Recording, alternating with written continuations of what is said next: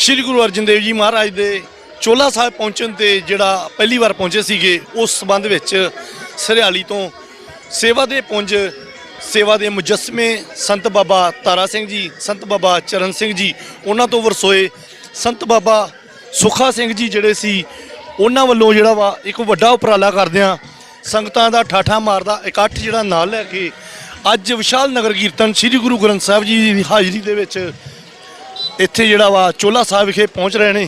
बाबा जी साडे नाल ने, बाबा जी नाल भी गल करदे आं भी अज दा जिहड़ा नगर कीर्तन आ इहदा की महत्व हैगा वा और किन्नियां क संगतां इत्थे अज पहुंचियां वा। वाहिगुरू जी का खालसा फतेह जी। बाबा जी अज नगर कीर्तन लैके आए ते संगतां किस संबंध विच नगर कीर्तन आया? पंचम पातशाह साहब श्री गुरु अर्जन देव साहब महाराज जी के संबंध में जो महाराज जी सिराली साहब तो चोला साहब नगर जो पहला भैणी नगर से सिराली तो चल के महाराज चोला साहब आए उस दिन समर्पित जो नगर कीर्तन गुरुद्वारा सिंह साहब बाबा राम जी स्थान तो प्रारंभ होया। महाराज साहब श्री गुरु ग्रंथ साहब महाराज सरपस्ती के पंजा पैरों की अगवाई में ब्याह संगतां इस समागम में हाजरियां भरदियां। हुण चोला साहब पहुंचे तुसीं सारा देख ही रहे हो। तो महाराज का चोला साहब आने के संबंध में दिवस के संबंध में याद में आप समागम जो सारिया संगतां कर रही हैं। बहुत भागां वाला दिन जो आप सारे अज हाजरियां भर रहे हैं। की ये संगतां नूं अज दे दिन का विशेष संदेश देना चाहुंदे जो आने वाला समा किस तरह का वा की कहना? संगतां ने यही बेनती है किरत करो नाम जपो वंड सको जो साहब श्री गुरु अर्जन साहब महाराज जी ने सारे गुरु साहबान की चवां गुरु साहबान की भगतां की बाणी एकत्र करके साहब श्री गुरु ग्रंथ साहब महाराज पोथी रूप के उदों संस्थापन किया। बाबा बुढ़ा साहब जी ने उस टाइम पर महाराज के वजीर गुरु ग्रंथी साहब की स्थापना की। हरमंदर साहब उस टाइम पर प्रकाश किया गया।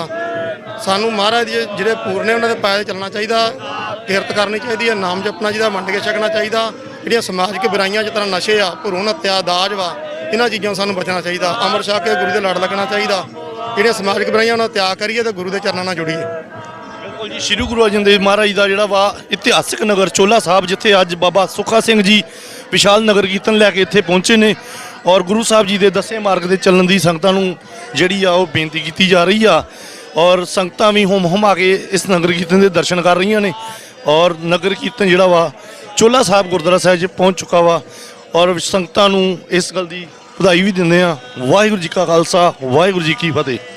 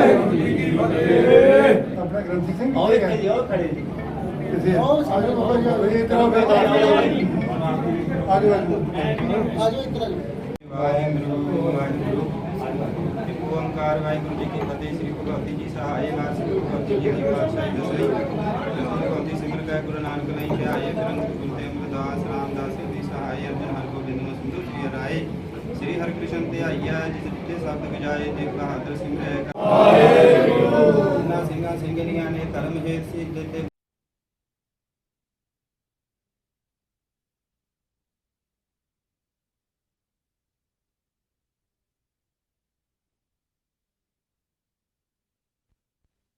ਸਤਿਗੁਰੂ ਪੰਚਮ ਪਾਤਸ਼ਾਹ ਸ਼ਹੀਦਾਂ ਦੇ ਸਰਤਾਜ ਧੰਨ ਧੰਨ ਸਤਿਗੁਰੂ ਸ੍ਰੀ ਗੁਰੂ ਅਰਜਨ ਦੇਵ ਸਾਹਿਬ ਜੀ ਮਹਾਰਾਜ ਜੀ ਨੇ ਅੱਜ ਦੇ ਸ਼ੁਭ ਦਿਹਾੜੇ ਭੈਣੀ ਨਗਰ ਵਿੱਚ ਚਰਨ ਪਾ ਕੇ ਇਸ ਭੈਣੀ ਨਗਰ ਤੋਂ ਚੋਲਾ ਸਾਹਿਬ ਦਾ ਨਾਮਕਰਨ ਕੀਤਾ। ਪਾਤਸ਼ਾਹ ਜੀ ਆਪ ਜੀ ਦੀ ਚਰਨ ਪਾਉਣ ਦੀ ਖੁਸ਼ੀ ਅੰਦਰ ਸੰਤ ਬਾਬਾ ਸੁੱਖਾ ਸਿੰਘ ਜੀ ਮੁਖੀ ਸੰਪਰਦਾਇ ਸੱਚਖੰਡ ਵਾਸੀ ਸੰਤ ਬਾਬਾ ਤਾਰਾ ਸਿੰਘ ਜੀ ਕਾਰ ਸੇਵਾ ਸਰਿਆਲੀ ਸਾਹਿਬ ਵਾਲਿਆਂ ਵੱਲੋਂ ਅਤੇ ਸੰਗਤਾਂ ਦੇ ਸਹਿਯੋਗ ਨਾਲ ਪਾਤਸ਼ਾਹ ਜੀ ਸਰਿਆਲੀ ਤੋਂ ਅੰਮ੍ਰਿਤ ਵੇਲੇ ਤੋਂ ਨਗਰ ਕੀਰਤਨ ਆਰੰਭ ਹੋਇਆ ਸੀ।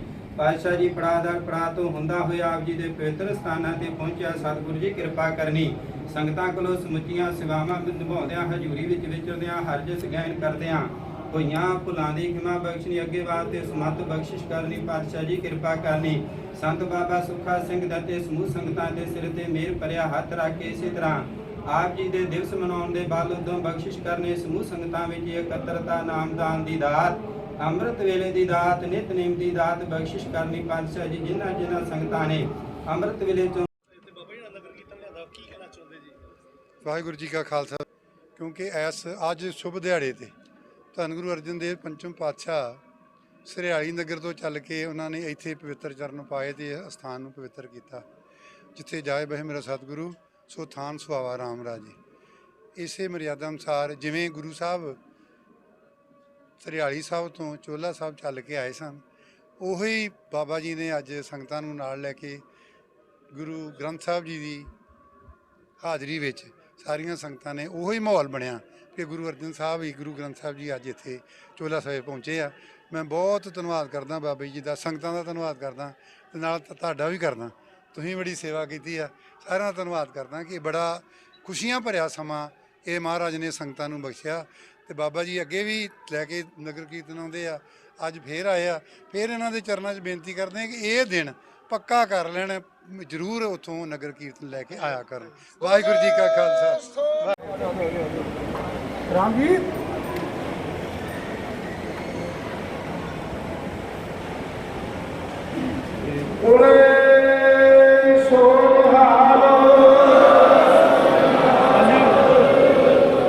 ਹੁਣ ਅਗਰ ਸਰਕਾਰ ਦੇ ਨਾਲ ਬੇਨਤੀ ਕਰਾਂਗੇ ਮਹਾਂਪੁਰਖ ਬਾਬਾ ਸੁੱਖਾ ਸਿੰਘ ਜੀ ਮੇਰੇ ਨਾਲ ਦੇ ਜਥੇਦਾਰ ਪਹੁੰਚੇ, ਉਹਨਾਂ ਨੂੰ ਵੀ ਬੇਨਤੀ ਹੈ ਬੋਲੇ ਸੋ ਨਿਹਾਲ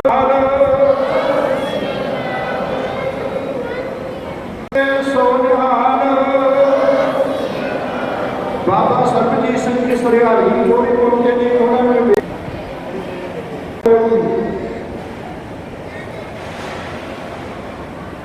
ਬਾਬਾ